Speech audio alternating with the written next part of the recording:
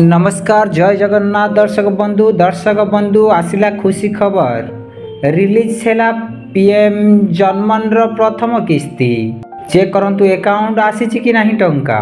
दर्शक बंधु पीएम जनमन स्कीम केंद्र सरकार देशर प्रत्येक विभाग पाई विभिन्न योजना चलाउछंती। एही योजना गुड़िक मध्यरु गोटिए हेउची प्रधानमंत्री जनमन योजना। एही योजनार प्रथम किस्ती पीएम मोदी रिलीज करिसंती। 1 लाख लोकंकु केंद्र सरकार एही किस्ती प्रदान करिसंती। एही किस्ती केवल पीएम अश्विनी स्कीम अधीन रिलीज होईची। गत वर्ष 2023 मसीह देशर अभावी लोकंक पाई सरकार एही योजना आरंभ करिथिले। एही योजना रे पीएम किसान सम्मान निधि योजना परी किस्ती गुड़िक समय समय रे रिलीज होइथाए। प्रधानमंत्री जनमन योजना कौन जानतु। सरकारक एही योजना 15 नवेम्बर 2023 रे आरंभ होइतिला। एथिपाई सरकार 24,000 कोटी टंका बजेट उपस्थापन करिसंती। एही योजना अधीन 9टी मंत्रालय अंतर्भुक्त करा जाइछि। 2023-2024 रे सरकार एही योजना पाई बजेट उपस्थापन करिथिले। बजेट रे कुहा जाइछि जे देशर दुर्बल आदिवासी लोकंक आर्थिक स्थिति एवं सामाजिक विकास पाई सरकार एही योजना प्रणयन करिवे।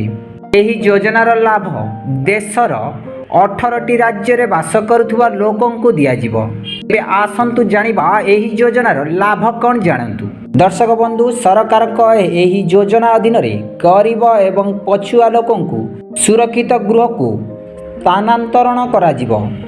हिताधिकारींकु मध्य विशुद्ध पानीय जल जोगाई दियाजिबो। शिक्षा, विद्युत, रास्ता, स्वास्थ्य, पुष्टिकर खाद्य, टेलीकम संयोग सहित गरीब जनजाति को नियुक्ति दियाजिबो।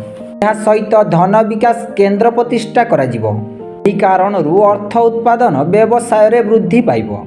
1 लाख घर पाई अपग्रेड सौर शक्ति व्यवस्था और सौर स्टील लाइट मध्य स्थापन कराजिबो एवं सौर शक्ति सह रूफटॉप सोलार प्रकल्प, जल विद्युत प्रकल्प सह पंप स्टोरेज जल विद्युत प्रकल्परू अधिक परिमाण रे सबुज शक्ति उत्पादन को प्राथमिकता देउछंती नरेंद्र मोदी।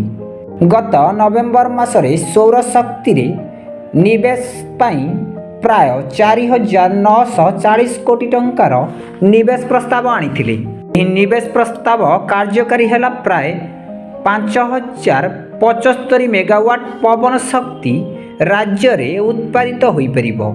सेहीपरि विभिन्न समय रे राज्य रे थिबा सिंगल वन कमिटी विभिन्न समय रे एक संक्रांत प्रस्ताव को मध्य अनुमोदन प्रदान करुछि।